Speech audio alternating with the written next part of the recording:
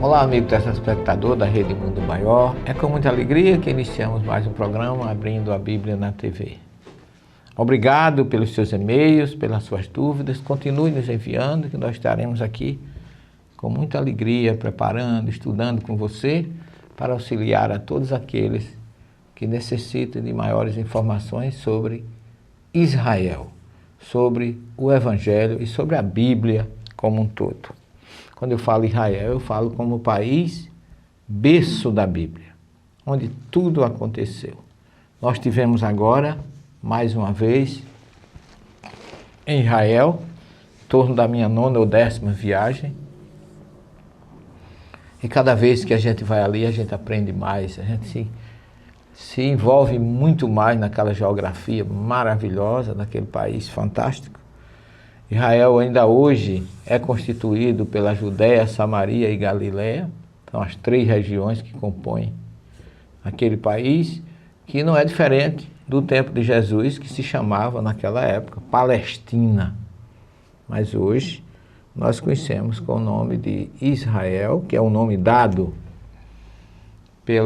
pelo anjo que lutou com Jacó, filho de Isaac, e a partir daí ele passou a se chamar, segundo o próprio mensageiro de Deus lhe havia anunciado, se chamaria a partir de agora Israel, lutei com Deus.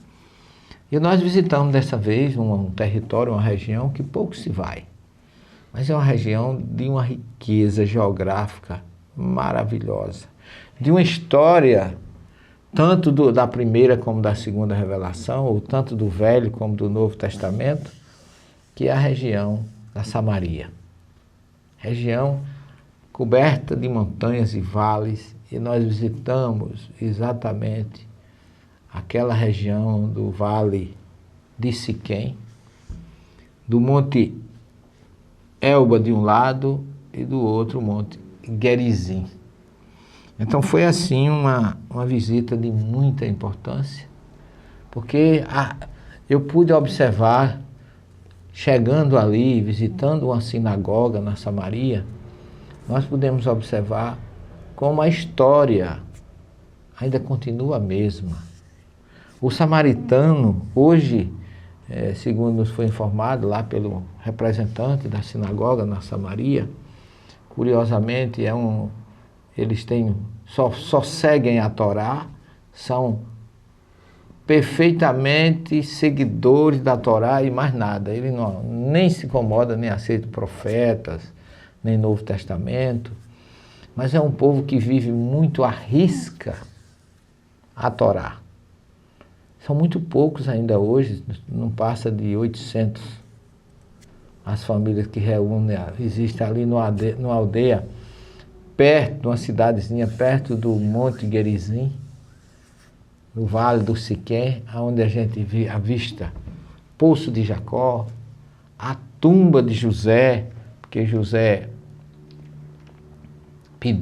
manifestou o desejo de que depois de morto o seu corpo voltasse para Israel, e no Êxodo a gente vê que José veio num caixão trazido diretamente do Egito para Israel, e Josué, depois que Moisés morre na montanha do Nebo, já avistando ali Jericó, a terra prometida, ele é enterrado no Monte Nebo e entrega a direção do grupo de todos aqueles que vinham do Egito a Josué.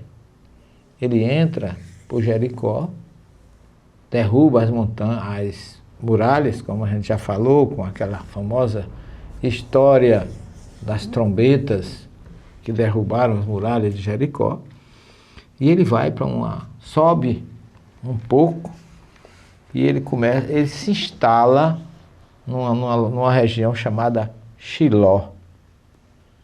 E eu estive em Shiló, tem ruínas hoje só, mas a Shiló fica exatamente na estrada principal de quem vem do Mar Morto com destino a Galiléia, que é passar por dentro da Samaria, que muita gente naquela época não passava, ainda hoje também evita passar, é interessante isso. Mas ali aconteceram coisas fantásticas. Ali Josué, quando chega em Shiló, ele constrói o tabernáculo e ali ele começa o assentamento das 12 tribos de Israel. E eu achei interessante, porque pela primeira vez eu vi um tabernáculo funcionando ali na Samaria, onde a gente foi almoçar no hotel, e o hotel tem ele mantém um tradicionalismo daquela região. O dono foi muito inteligente e ele conseguiu construir um tabernáculo ali, semelhante ao original construído por Josué, lá em Shiló, onde ele constrói o tabernáculo, que agora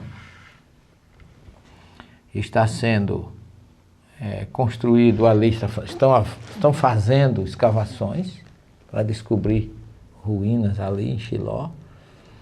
E é muito interessante como a gente, indo em loco, a gente descobre ainda hoje aquele processo de discriminação que o samaritano, por incrível que pareça, tantos mil anos depois, vamos chamar 3.500 anos depois, ainda sofre